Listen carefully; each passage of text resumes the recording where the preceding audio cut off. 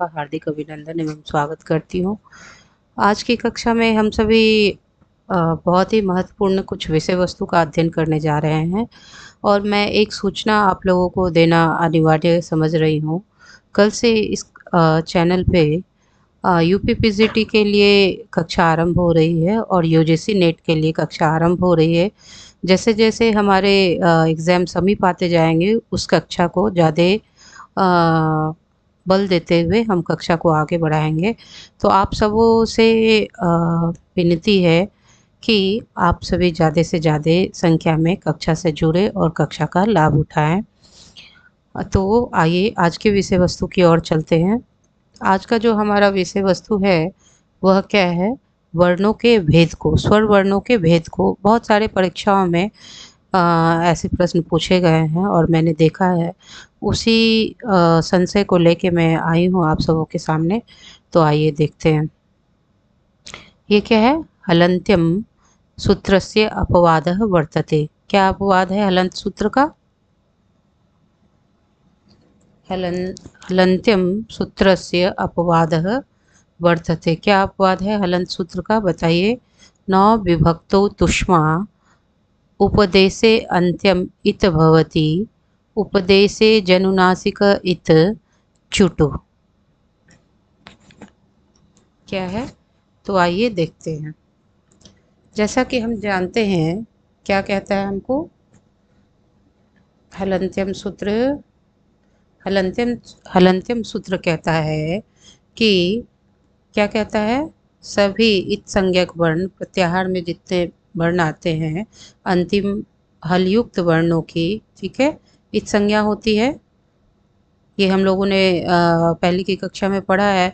परंतु इसमें से, इन चारों में से एक ऐसा सूत्र है जो यह कहता है कि नहीं, कहीं कहीं ऐसे वर्णों की इत संज्ञा नहीं होगी। ठीक है, सभी इत संज्ञक वर्णों की इत संज्ञा नहीं होगी, जो आपने पिछली कक्षा में पढ़ा है। तो आइए देखते हैं कि वो कौन वो क्या है जो हमें इस चीज को कहता है।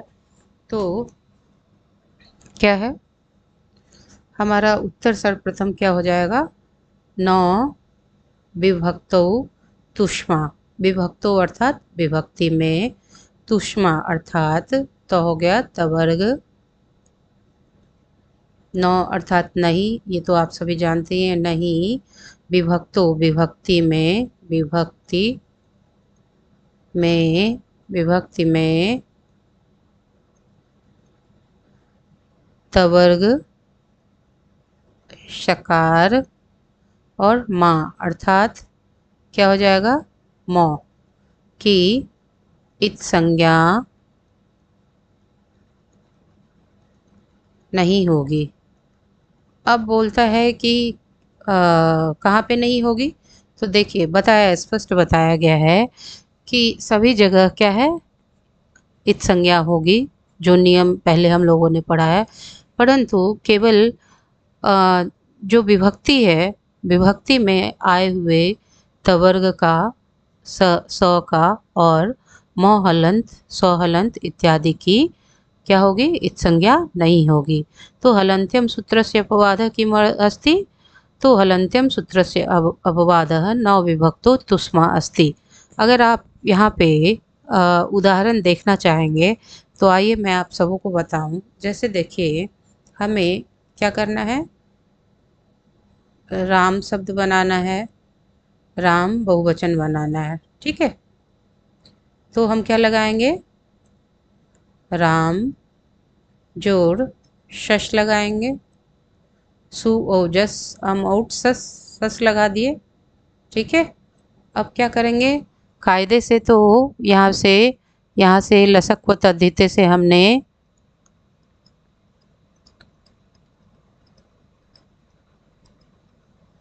तद्धिते से क्या किया? हमने इसको, इसकी संज्ञा कर दी। अब हलन्त्यम से तो इसका हो जाना चाहिए, ठीक है। अब कहता है कि यहाँ पे क्या लगेगा? न विभक्ति, न विभक्तो तुष्मा सूत्र लगेगा। क्यों नहीं क्यों लगेगा? भैया आपको तो यहाँ पे कह दिया है कि न विभक्तो, विभक्ति में आने वाले तवर्ग का, श का, और श है ना, यहाँ पे, यहाँ भी श आया ना, देख सकते हैं। और मौ का मोहलंत की इत संज्ञा नहीं होगी। अगर इसने निषेध कर दिया तो यहाँ पे कैसे होगा? तो हमारा रूप क्या बन जाएगा फिर? सौ की इत संज्ञा यहाँ पे नहीं होगी, विभक्ति में आए हुए। क्यों नहीं होगी? क्योंकि ये विभक्ति में है। विभक्ति कौन सी विभक्ति है यहाँ पे? द्वितीय है। और द्वितीय का कौन सा वचन है? द्विवचन है। क्षम्यताम, बहुवचन है। ठीक है। चूंकि यहाँ पे सौ हलंत आया हुआ है और नौ विभक्ति तुष्मा सूत्र इसका निषेध करता है, इसलिए इसकी इत संज्ञा नहीं होगी। ठीक, आगे चलते हैं अब।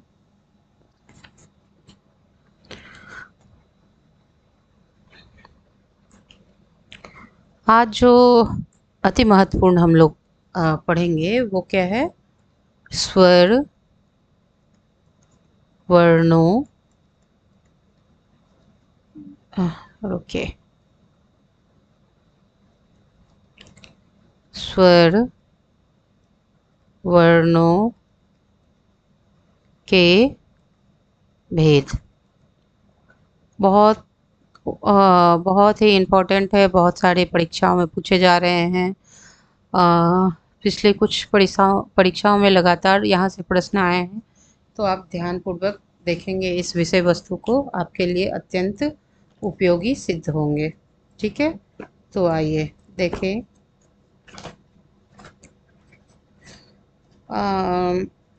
क्या है कि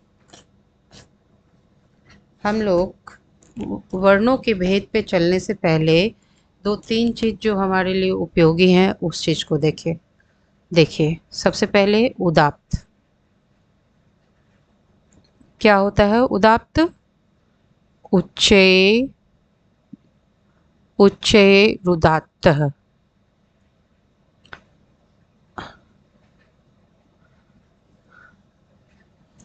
अर्थात ग्रीवाग्र के ऊपरी भाग से बोले जाने वाले वर्णों को क्या कहते हैं? उदात्त वर्ण कहते हैं। ठीक है। ये और ये कैसा होता है? ये चिन्ह रहित होता है। चिन्ह रहित होता है। अब एक हो गया ये, दूसरा हो गया अनुदात्त। अनुदात्त, ये ऊंचा बोला जाता है, ये नीचा बोला जाता है। ठीक है। अनुदात्त क्या है? निच्चेर अनुदात्त। नीचे नीचेर अनुदात्त। ठीक है। और इसका चिन्ह क्या होता है? इसका चिन्ह होता है अ, जैसे देखिए अ, ई। ये क्षैतिज रेखा जो है ये किस चीज का चिन्ह हो गया? ये अनुदात्त का हो गया। अनुदात्त का। ठीक है। और ये सारे ये सारी जो क्षैतिज रेखाएं होंगी ये अनुदात्त वर्णों की क्या हो गई?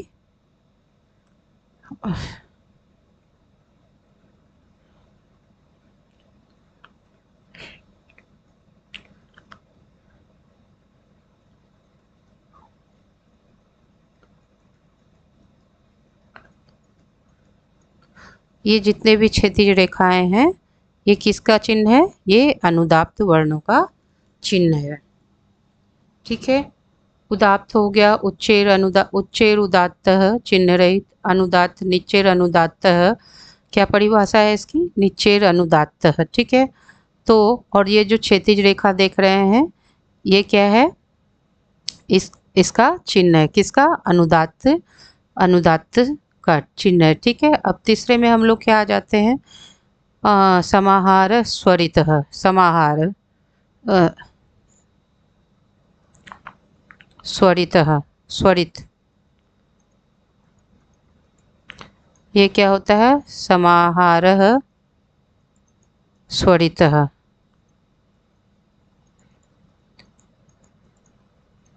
इसका चिन्ह क्या होता है? जैसे देखिए अ में एक दंडवत होता है ना, एक लंबा सा लाइन हो गया। अ, ई में, ऊ में, री में,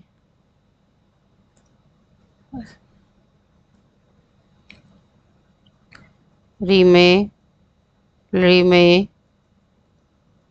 ए, आई, ओ, औ। ठीक है, इन सबों में ये दंडवत जो लाइन है,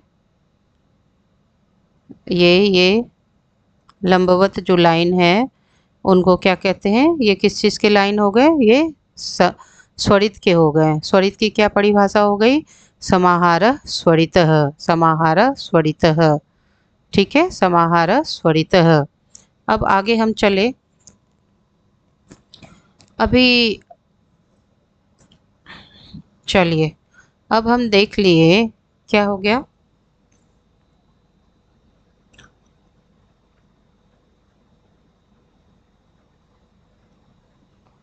अब एक क्या देख लेते हैं हम लोग? अनुनासिक देख लेते हैं।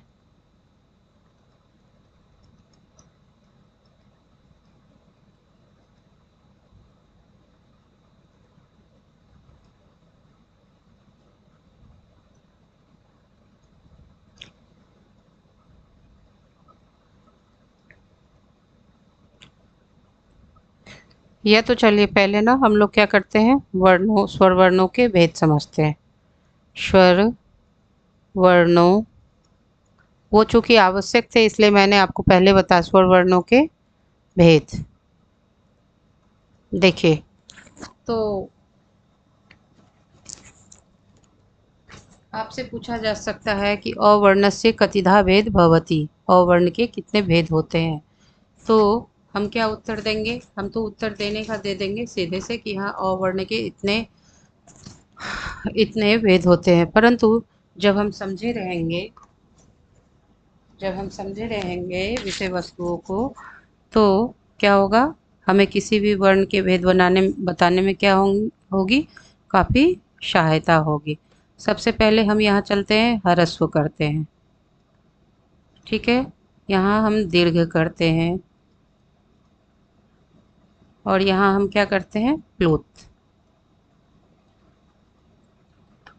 अब देखिए, ह्रस्व कौन कौन से हो गए? अ हो गए, ई हो गए, ऊ हो गए, री हो गई, री, री। ठीक है, ये हो गए। दीर्घ कौन कौन से हो गए? आ हो गए, दीर्घ हो गए, दीर्घु, री, र, री के दीर्घ नहीं होते हैं। ठीक है, ओ हो गए, क्षम्यताम ए हो जाएंगे, ओ और औ, ये सारे दीर्घ हो गए।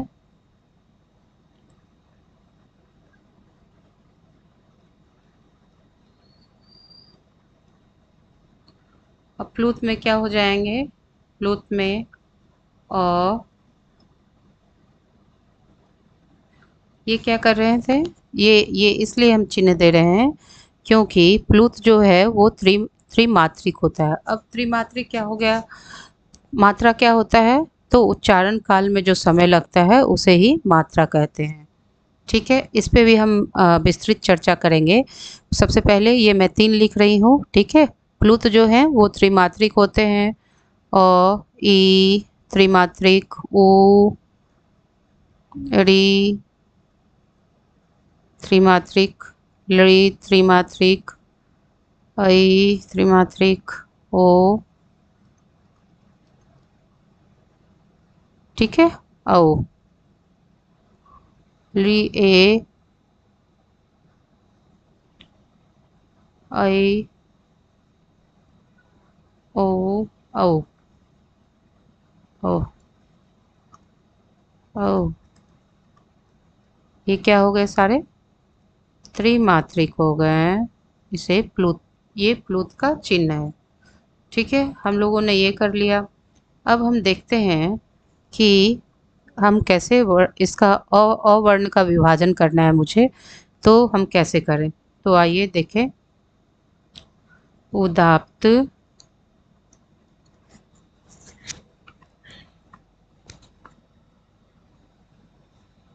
क्या हो जाएगा? उदात्त, अनुनासिक, अनुदात्त,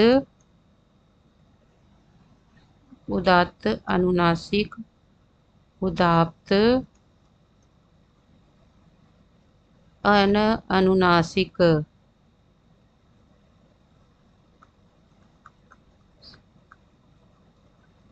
क्या हो गया? अनुदात्त,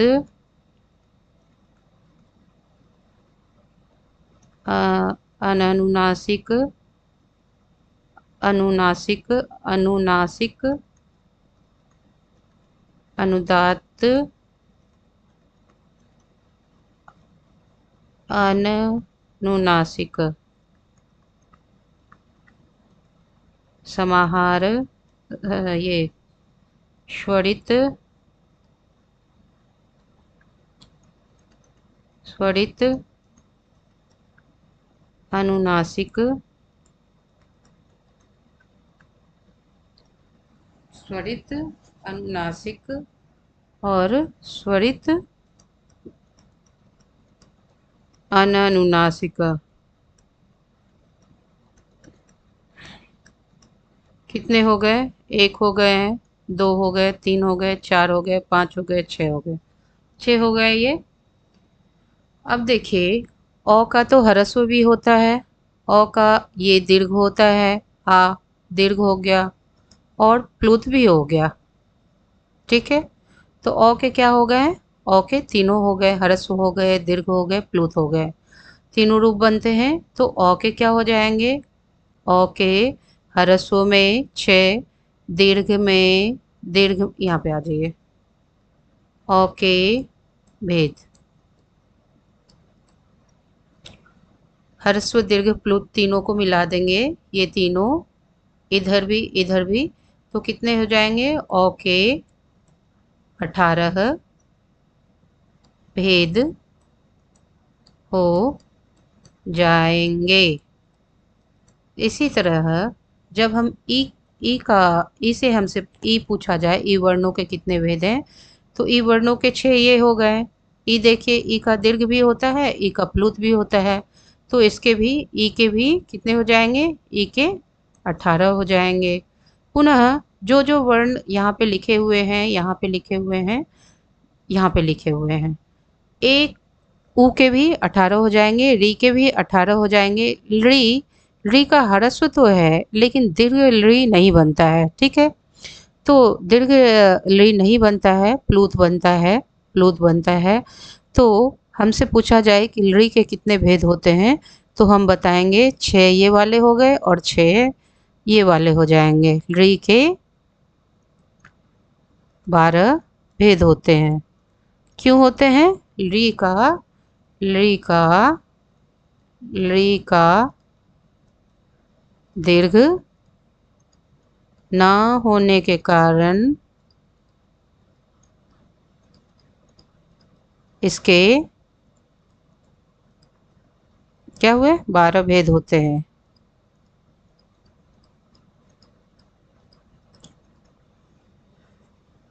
आपसे पूछा जाएगा प्रश्न, अभी जो हाल फिलहाल आए थे एक पेपर में, उसमें पूछे गए थे ली, री वर्णयोः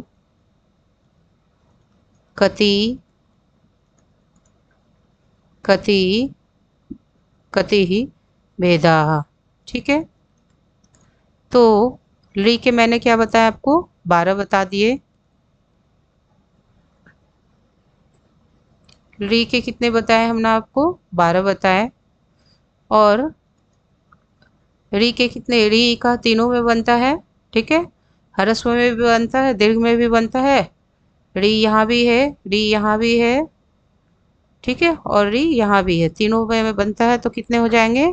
3 छक 18 हो गए, 3 6 18, तो इसके 18 हो गए। तो री, री, री वर्णयो या री, री वर्णयो हो, उल्टा करके पूछे या कहीं भी करके पूछे, तो आप बताएंगे 63 भेदाः, 30 भेद होते हैं। ये प्रश्न हो गए हमारे। अब और कुछ प्रश्न, ये मैंने बता दिए। ली के दीर्घ, ली के, ली के दीर्घ नहीं होते हैं। अच्छे, ह्रस्व जो होता है वह एक मात्रिक होता है। दीर्घ जो होता है वह द्विमात्रिक होता है।